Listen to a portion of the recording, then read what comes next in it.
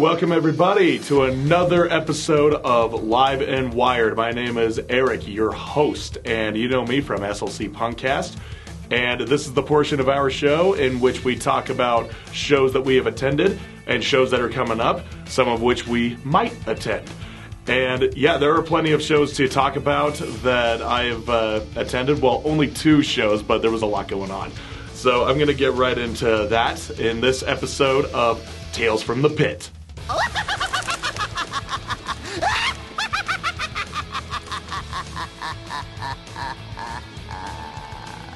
So here on Tales from the Pit, episode 18, we have the fucking festival Prik Fest 2025. 3 days of nothing but hardcore punk and metal music being just bouncing off the walls at Ace's High Saloon, and it was a hell of a weekend. I only went 2 days, but it was a blast every time that I went. And the first night, that's when I went, was the night that I was playing, so obviously I had to be there.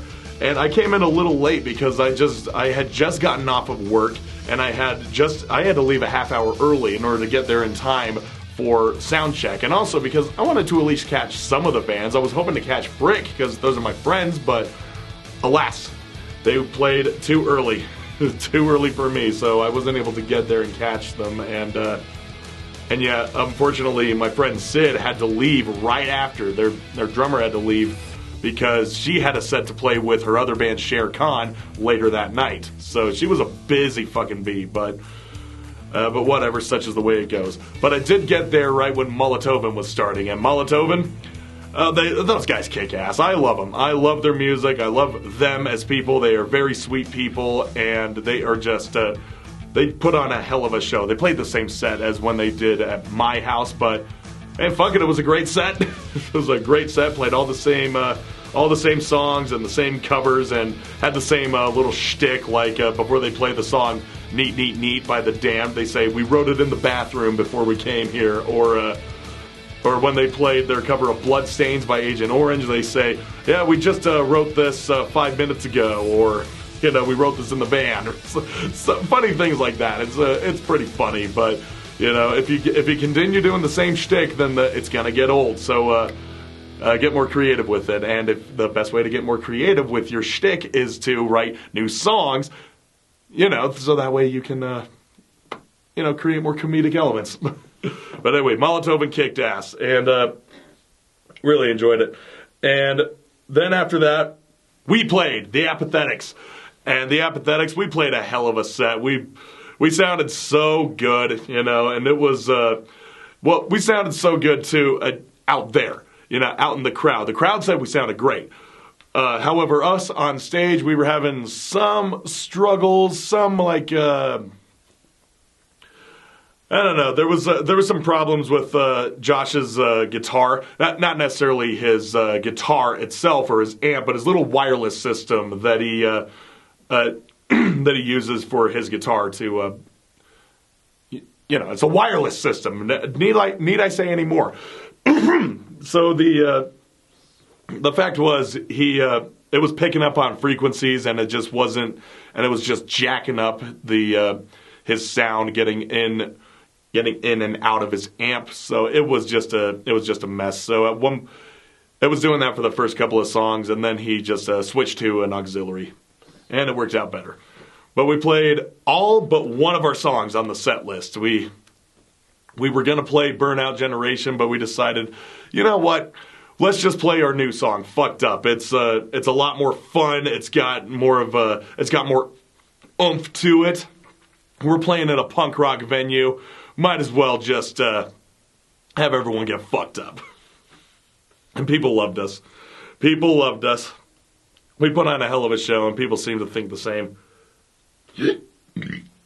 So it was a very successful set, even though we did have to cut it short, but I don't care. We played Burnout Generation at literally every fucking show that we have played. It's always been our show closer. Always has. Well, except for one time. I think we decided to have a Tuna be the closer, one show that we played up in Ogden, but other than that, Burnout Generation was always the song on which we ended. Except for this time. This time, it didn't even make it into the set. We didn't intend for that, but It all worked out. It all worked out in the end. Okay, so that's enough of the apathetics. What about don't trust anybody? Don't trust anybody. My God, I've seen them a million times. I will see them a million more times. They are just so fun. I did sit out most of their set because I was in their back parking lot where all the vendors were. But more importantly, that's where the food was. This fella came over and just had a grill set up, and he was grilling hamburgers and hot dogs and brisket. And I, of course, had to fucking gorge myself. I was like, yes, more, please.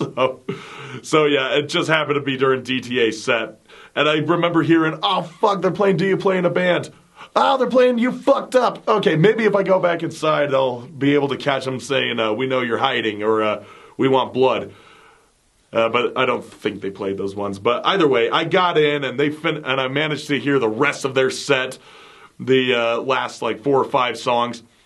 And it's just awesome. Those guys are, there's no other way to say it. They're old. They're old fellas. They've been around since the 90s playing in bands. And, that's just what they've been doing. And they've been doing, DTA, they've been doing this shit since 1998. And they still have the same energy and bravado in their music. And Greg, he's just such a cool guy on and off stage. He's just got so much energy about him. He's got a lot of just a very positive aura about him. I got nothing but good things to say about him and Chet and Austin and Christ. I'm sorry, I forgot the name of the drummer.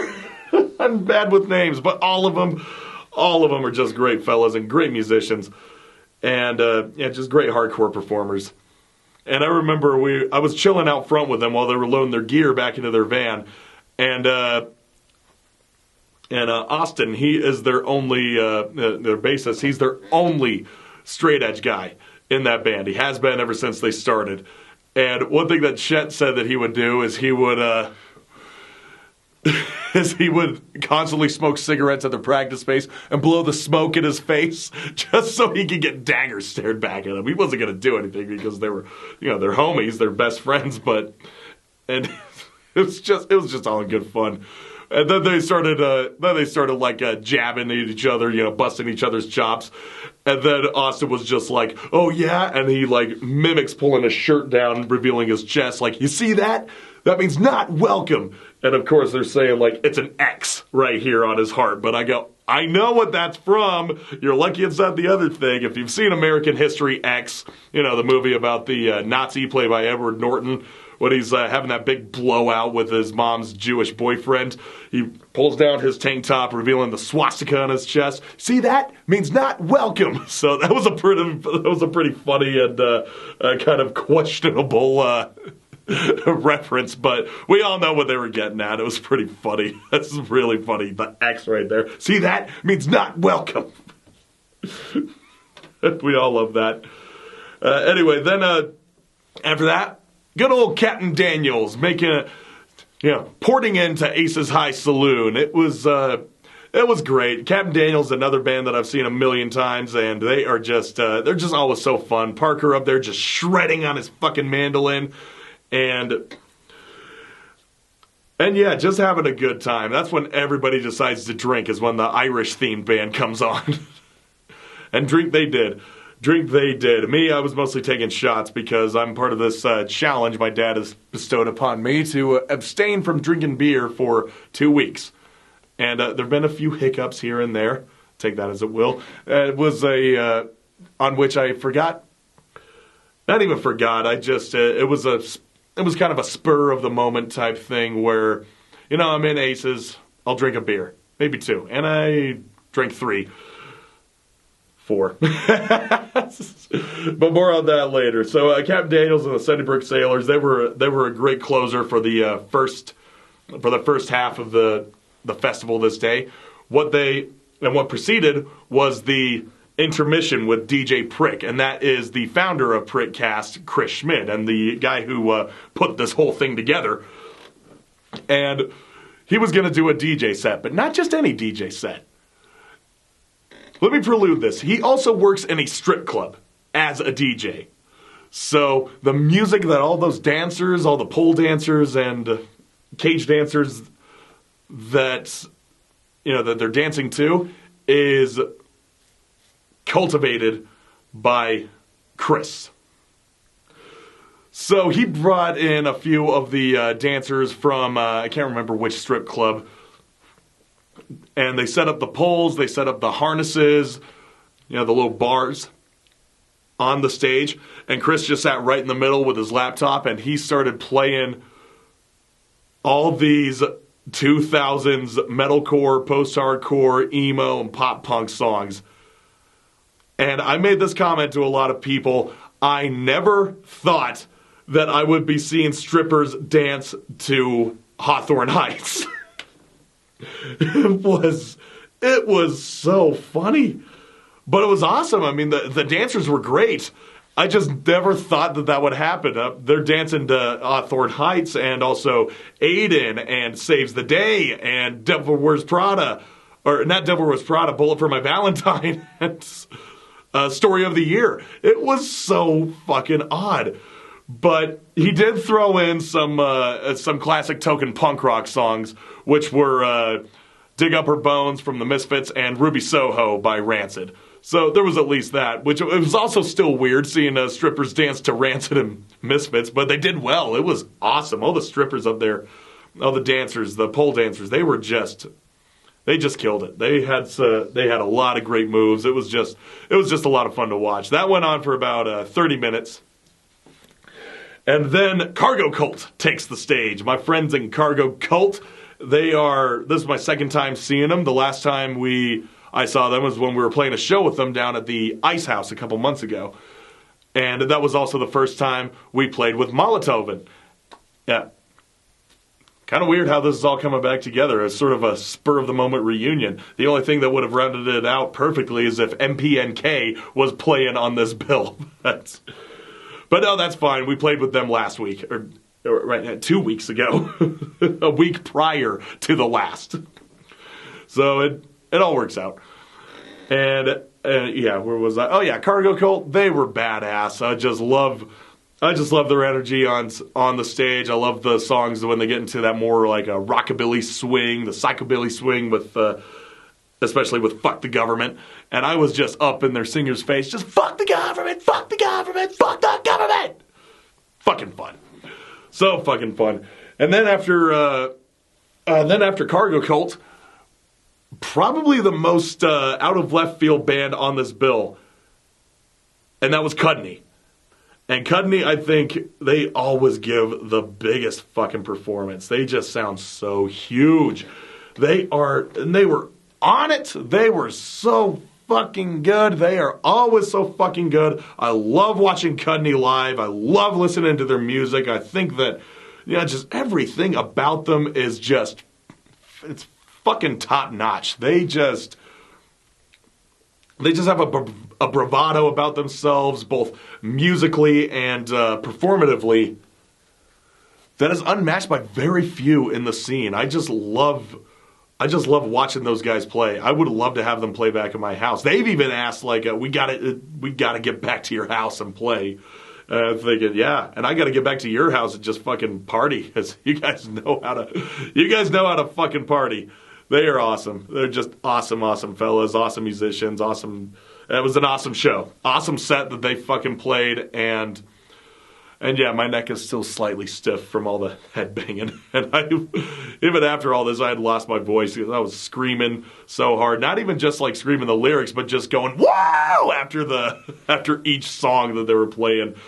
So yeah, I was putting my trachea through the mill at that point. Yeah, so that was the last band that I watched. I'm sorry, but there were two more afterwards. It was Hi-Fi Murder and Folk Hogan.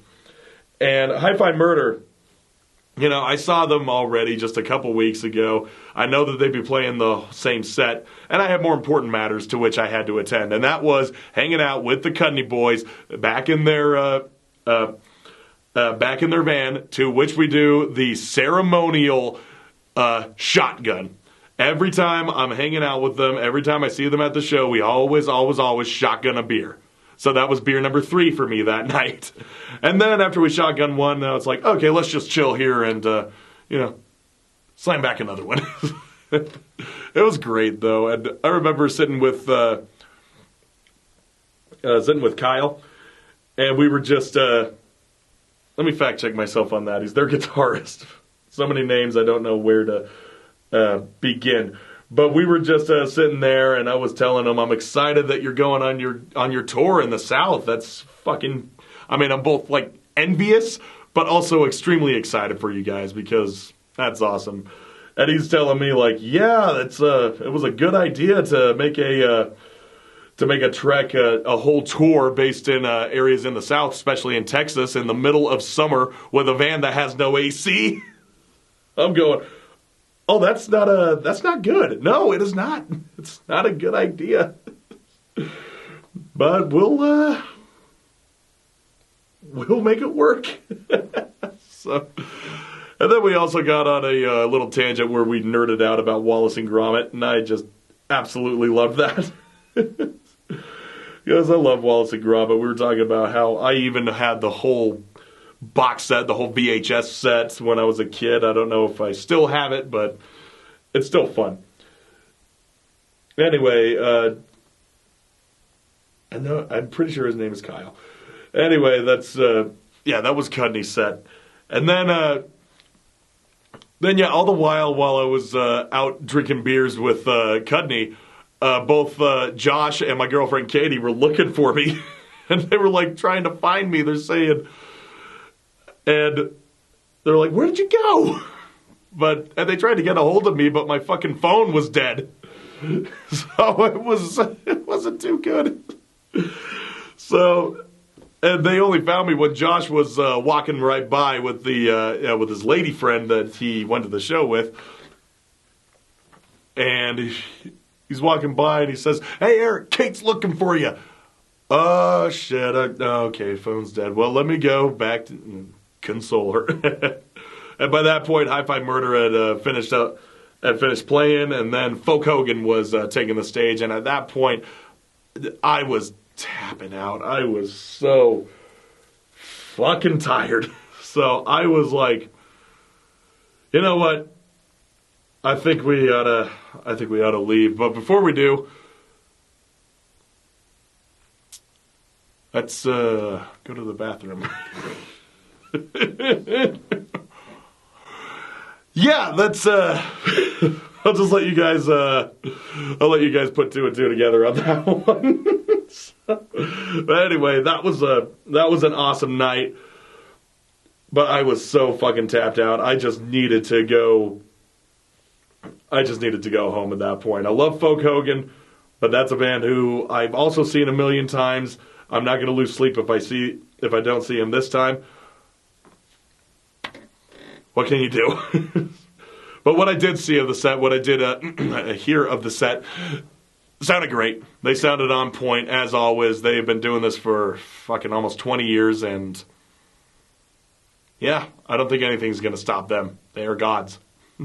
They are gods. Yeah, band of mighty souls. Anyway, for the second night, I missed that night because there were a few bands that, admittedly, I did want to see. I really wanted to see Goat Sifter, and I really wanted to see Pine Walker, and the other bands that were, and Among Wolves. I really like Among Wolves. Wait, I think they played night 3. Oh yeah, they did play night 3. My bad.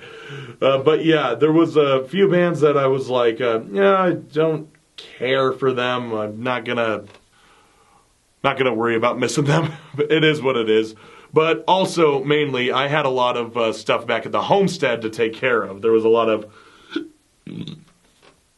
furniture that I was moving in that my friend, that Josh was getting rid of out of his house that he's trying to sell, he is selling.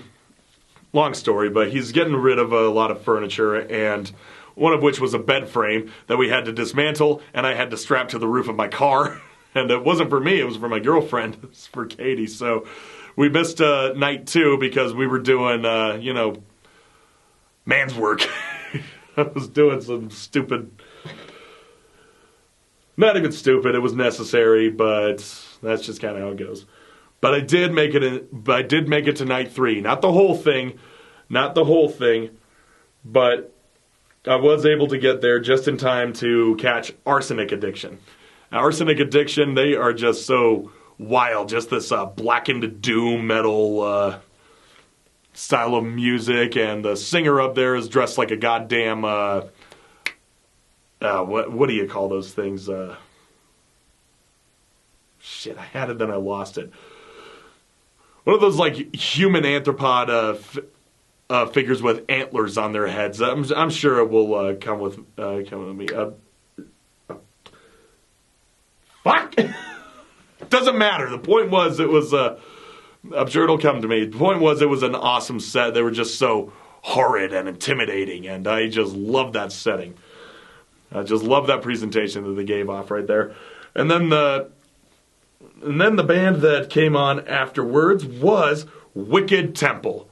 And Wicked Temple, I have basically fallen in love with those guys after they played my house a couple weeks ago at the 1 year anniversary. Not a couple weeks ago, last week. The 1 year anniversary. And yeah, if you want to know my story on seeing them there, then I refer you to last week's episode. But this time around, I mean, they sounded great. They really did. But their set was cut short because they went over their runtime. Well, they were playing a little later than usual. I don't know exactly what happened, but there was a time frame that had to be met, so they only played 4 songs. But they managed to play my 2 favorite ones, the song Scars and Maniac. So I at least got to hear that. I at least got to headbang myself into oblivion and make myself very sore for the next couple of days. So I was happy. And then Acid Hologram finishes out the whole fest. They were the last band of the night, last band of the fest, and they were epic as always. They just have a great sound, a great presentation, great stage persona. They are just awesome. They're awesome fellas. Just, yeah, every one of them. With Max and Zach and Sam, they just always have a great energy about them, and they just, you can tell they love what they are doing, and they have an album that's coming out potentially in August, and I hope it comes soon, because that is just because I've been waiting to hear some more recorded material from them since they dropped their single of "Fuck the Pain Away." their God, what is the Peaches cover? So yeah, it was in all, it was a great fest. Prikaganda 2025. That fest, it was amazing. Just over 40 bands on that festival. 40 all local bands, and wouldn't you know it, there are more out there.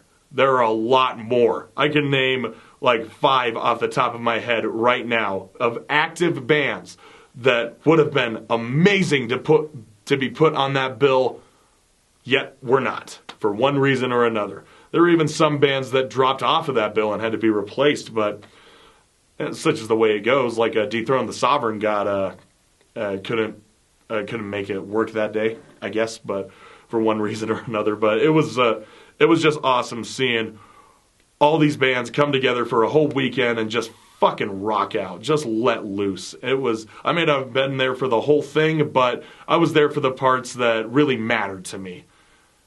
I mean, the whole thing really mattered, but to me personally, I saw all the bands that I really, really wanted to see, and I had a good time. Had a good time while I was doing it. So anyway, those are my tales from the pit of this last week. Now, let's get into next week. Here are the shows that are going to be coming up over the next 7 or 8 days. And a lot of them, well, a bit of them land on July 26th. So let's get into what shows are happening July 26th. First up, we have Tact, Baby Girl, and Mola Ram at Johnny's on 2nd. That is a free show. It's going to be starting at 9 p.m. Then there is Cam Girl, playing with Shecock, Captain Daniels, and the Sunnybrook Sailors. And that'll be at Ace's High Saloon. It's going to be $15 and starts at 8 p.m. Then then elsewhere, up in Ogden specifically, the band Curb will be playing up at Black Lung Society with DTA, Don't Trust Anybody, and Run It Back. That'll be $12 and it starts at 7 p.m. And the show that I will be at, because it's taking place at my house, is the Fuck Cancer benefit show for Cat Weeks. and she has fallen terminally ill with cancer, and it sucks. And yeah, the most we can do now is just help raise money for the treatment that she is going through, just to sort of, and just hope that she beats it. It's unfortunately looking unlikely, but any money that will go to her or her estate is just, it's much appreciated. So be sure to come out to that one. That's going to be with the bands Repeller, Vape Plug, and Debreeder. Pork, unfortunately, had to drop off. I don't know why, but they're not there anymore. We'll also have Vendors, Microwave, Trash Vomit, Graveyard Witch Accessories, Dizzy Alien Art, Roach Effects, Horror Jada Chain, and Eddie Chips Nahoy. And yeah, that's going to be at my house, the Poser Palace. We suggest that you bring $10 for donation, or if you want to donate more, please do. And yeah, that'll be starting at 6 p.m. Then on the 2nd, this is one I'm definitely going to, because if you see right here, I am contractually obligated. One of my favorite bands, Bad Religion, coming back with Dropkick Murphys. This is going to be a hell of a show. I'm excited as fuck. Apart from those two, the mainliners will also be playing, and they will be playing at the Union downtown. And that is going to be, I just checked, I paid $72 for that motherfucker. $72. I'm just, the fucking things I do. All right, but $72, yeah, I'm definitely going to be there, but Jesus Christ. Anyway, starts at 6 p.m. Anyway, then on the 3rd, the mighty Acacia Strain is coming back to Salt Lake with Body Snatcher, Ingrown, No Cure, and Tribal Gaze. And guys, that is a heavy show. That is going to wreck you in more ways than one. There are going to be a lot of, I think security, the cleanup crew, is going to be cleaning a lot of teeth up off of the floor when that show is over. The Acacia Strain. I remember seeing those guys back in 2010, something like that. I saw them play at the Warped Tour, and they were fucking heavy. It was like there was scary pits. Scary fucking pits. And No Cure, Jesus, those guys are probably the heaviest band in hardcore right now. They are the most evil straight edge band, and you can see why. My God, that EP, I Hope I Die Here, is just so brutal. Good God. Just hold your breath and kick the fucking chair. Oh, yeah. I mean, I want to go to that show, if not just for No Cure and Ingrown and Tribal Gaze. I love all three of those bands. I'm not a huge fan of Body Snatcher nor Acacia Strain, really, but I don't know. Is it worth it? I don't know. I'd rather see No Cure in a smaller venue, personally. But they will be playing at the Complex, which is not a small venue at all. At all. And yeah, I'm not sure how much it costs, but I'll put it in the fucking description of this video on my Instagram, so you'll see it there. And yeah, then also on August 3rd is Dayglow Abortions, and then they'll be playing with Debasers and the Brothels. That's going to be at Aces High. It is $20 if you buy in advance, or $25 if you pay at the door, and it starts at 8 p.m. So guys, those are the shows coming up within the next week or so, and yeah, I'm definitely going to be attending quite a few of them. Well, not quite a few, but a few nonetheless, and I'm excited. I'm excited for some of these bands to come back, some of my favorite bands. I'm excited to see some of the new bands. And so yeah, I hope you guys make it out to some of these shows. I hope that you have a safe time when you're out there attending, because you never know what can happen at these shows. Some of them get incredibly violent, and if they're like DIY underground house shows, sometimes the cops show up and try and shut them down. But that's just what we have to do. We got to roll with the punches. But either way, guys, I hope you have a great week, and I hope that you make some own Tales from the Pit on your end. And yeah, that's where I will leave you. And now Dustin shall take over, and he will Dustin will take over, and he will tell you of all the shows that are happening probably in your neck of the woods, because maybe some of these bigger bands are going on bigger tours, and maybe you want to see them over where you're living. So that's where he will pick up. So until next week, guys, I've been Eric from SLC Punkcast, Live and Wired, Tales from the Pit. And I hope you guys have a good week, and I hope you attend as many shows as you possibly can. Take care, fellas. Thank you, Eric. And now we go around the world. A bit light for me this week, as I didn't have as much time to really get too many new flyers that we hadn't seen previously, but I know there's going to be a lot of great shows. So if there's any you think we should be mentioning here, make sure you let me know. I'm going to show you, this is kind of what's left, and even only about half of that's left. The right column there for Haywire on that big one I had displayed here just a moment ago. The whole tour flyer. For some reason, you didn't see any of the previous 5 weeks or 6 weeks, or however long I've been displaying that. But as you can tell, tonight, the 25th, they're in Winston-Salem. Then they're Virginia Beach, Baltimore on the 27th, Philly, Brooklyn on the 29th, Poughkeepsie on the 30th, 31st in Troy, and then back to their hometown for a free skate park show in Boston on the 2nd. Then Ray Gun Cowboys still out on tour. They wrapped up their 25th show in Austria, so that's got to be done by now. But tomorrow, maybe it's today for you, they'll also be in Austria there on the 26th. They'll be in Czechia on the 27th. August 1st, they'll move over to the UK, to Lancaster, then Bristol, Compton Martin on the 3rd, York, Blackpool at Rebellion for a couple days there, the 7th and the 8th. Then they'll be in Cardiff and Wales on the 9th, London on the 10th. So make sure you go see Ray Gun Cowboys. They're great. I haven't seen them live, so I'm not speaking for that. I just like their music. Then our pals in No Consent just had them on, Tyler anyway, for the In the Vault on Punkanoid Worldwide, and we were talking about this show. They've got this one this weekend, Dayglow Abortions. This is in Pomona at Fox Theater. They'll be with the Brothels. Obviously, No Consent, Still Pissed. 21 Gun Salute, No Record. It's an all-ages show. Doors are at 7. Go Suck a Punch Productions. Then Kaleka Erdengak, starting on August 1st. They'll be in, well, North America, I guess. It's Mexico. They're on the 1st. They're starting in the Pacific Northwest in Seattle, Portland on the 2nd, Sacramento, then San Francisco, Bakersfield, L.A., Pomona, Long Beach, San Diego, all the way through the 12th. Then they'll be in Mexicali on the 13th, Hermosillo on the 14th, Nogales on the 15th, and then wrapping up in Mexico City on the 16th. So make sure you go check out Kaleko Erdengak if you're on the Pacific Coast. And then finally, Nerd Emporium, August 1st. Discount Vodka. This is in Pueblo, Colorado, by the way. $10, 6 p.m. Go see Discount Vodka. King Rat, The Slights, $51.50.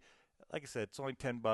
Thank you, everybody, for tuning in. I'll try to have more flyers for this Live and Wired next week.